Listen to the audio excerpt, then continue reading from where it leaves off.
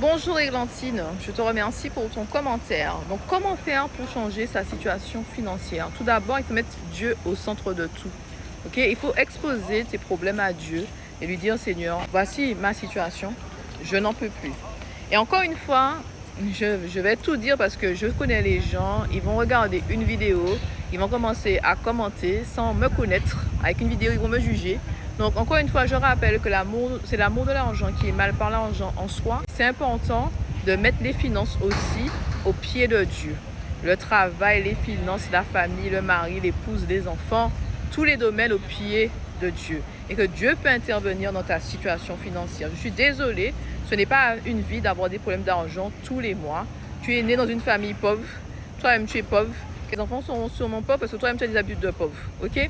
Donc, il faut briser les malédictions générationnelles de pauvreté et pouvoir aussi avoir de l'argent pour pouvoir aider son prochain et étendre le royaume de Dieu sur terre. Il y a un moment, les problèmes d'argent, ça prend la tête.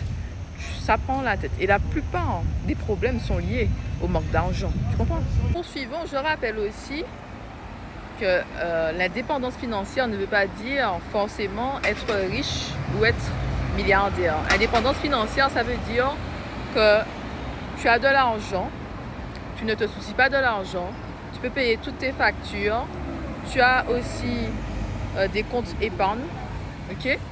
S'il y a un problème dans la vie de ton prochain, tu peux en fait agir de manière significative. Ce que je veux que tu comprennes, Églantine, c'est qu'un salaire, ce n'est pas suffisant, ok? Parce que le salaire est toujours limité et le salaire dépend d'un employeur. C'est-à-dire que tu vas toujours chercher un travail, chercher un moyen d'augmenter en fait ton salaire, mais le salaire ne sera pas multiplié par 2 ni par 3. Donc, il faut apprendre à faire fructifier son argent, avoir différentes sources de revenus. Et c'est ce que j'enseigne dans mon cours en ligne, comment faire fructifier son argent. C'est pour les personnes vraiment qui commencent dès le départ. Parce que le cours est en 3 parties. La première partie, c'est mettre de l'ordre dans ses finances. Parce que le Seigneur ne bénit pas les paniers percés, donc mettre de l'ordre dans ses finances. La deuxième partie, c'est comprendre la parole de Dieu par rapport à l'argent, les bénédictions, quand on fait les choses selon le Seigneur. Et ensuite, là, on passe à l'action, comment concrètement faire fructifier son argent. Dans ce cours, il y a des vidéos, il y a aussi des ressources supplémentaires, comme des livres que je recommande à lire, des vidéos sur YouTube aussi. Ok? Et certains passages de la Bible à méditer.